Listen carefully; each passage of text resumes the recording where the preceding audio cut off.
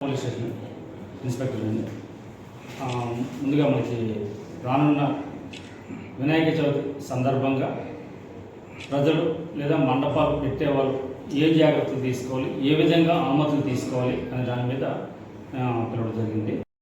ఒక single window system అని చెప్పేసి మనకు ఆన్లైన్లోనే అప్లై చేసుకోవడానికి అవకాశం వచ్చింది. సో ఇప్పటికే చాలామంది మనం పేపర్లో ఇవ్వడం ద్వారా ఆల్రెడీ ఆన్లైన్లో అప్లై చేసుకుంటున్నారు. అందులో మనకి ముందుగా ఆన్లైన్లో అప్లై చేసిన తర్వాత ఏ విధంగా అప్లై చేసుకోవాలి అంటే, మనం ఎక్కడైతే ఆన్లైన్లో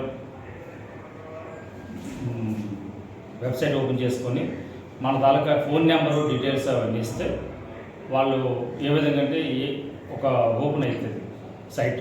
ఓపెన్ అయిన తర్వాత వాళ్ళ తాలూకా డీటెయిల్స్ అన్నీ కూడా పూర్తి వివరాలన్నీ నింపాలి. నింపిన తర్వాత అది మనకు ఇక్కడ వచ్చినటువంటి ప్లేసు ఏరియా ఎక్కడైనా తెలిసిన తర్వాత ఇది ఒక కమిటీ ఉంటుంది.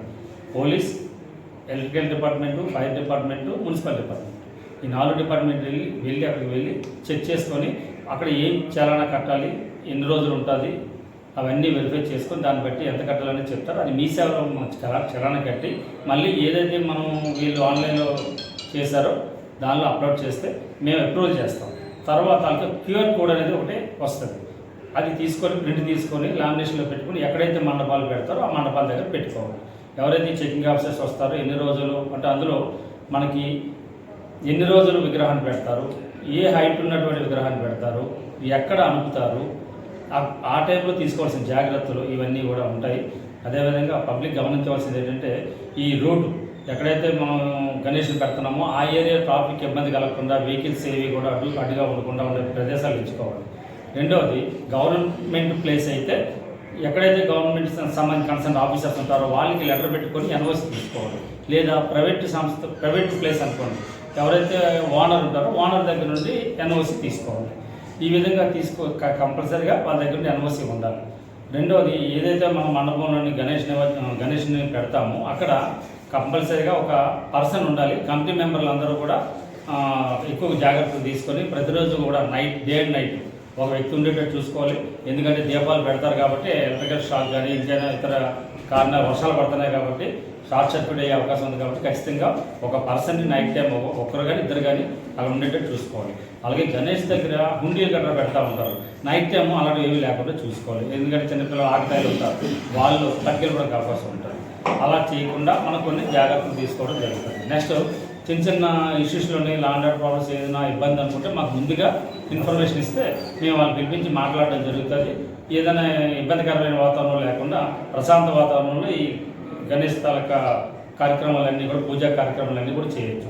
అలాగే పూజా కార్యక్రమాల టైంలో కూడా మాకు చెప్తే ఎక్కువ మంది జనాలు గ్యాదర్ అవుతారు కాబట్టి మా పోలీసులు కూడా కొన్ని పెట్రోలింగ్ పార్టీస్ని పంపించడం జరుగుతుంది. అదేవిధంగా మన నిమజ్జనం టైంలోని ఎక్కడ అణుగుతారో ఏ రూట్లో తీసుకెళ్తారు, ఒకవేళ తీసుకెళ్తే ఆ వెహికల్ ఏదైతే మనకి ఆటో కానీ లేదంటే ఇంకేదైనా గణేష్ని తీసుకువెళ్ళడానికి ఉపయోగించేటటువంటి వెహికల్ కంపల్సరీగా డ్రైవర్ లైసెన్స్ ఉండాలి, డ్రైవర్ మద్యం తాగి ఉండకూడదు. ఇలాంటి జరగకుండా మీరే జాగ్రత్త పడాలి. మేము కూడా చెక్ చేస్తాం ఆ రోజు. కాబట్టి ఖచ్చితంగా మా పోలీసు వారికి అందరూ కూడా సహకరించాలి. ఇంకా ఈ గణేష్ నిమజ్జనం టైంలోని ఎక్కడైతే మనకి కొన్ని పాయింట్లు ఉంటాయో అవి కూడా అక్కడ కూడా మనం పర్సనల్గా విజిట్ చేసి అక్కడ ఏదైనా లైటింగ్ అవసరం అయితే లైటింగ్ ఉండేటట్టు ఎక్కడ ఇబ్బందులు లేకుండా అవసరమైతే స్విమ్మర్స్ని కానీ ఇంకా పెట్టడం జరుగుతుంది.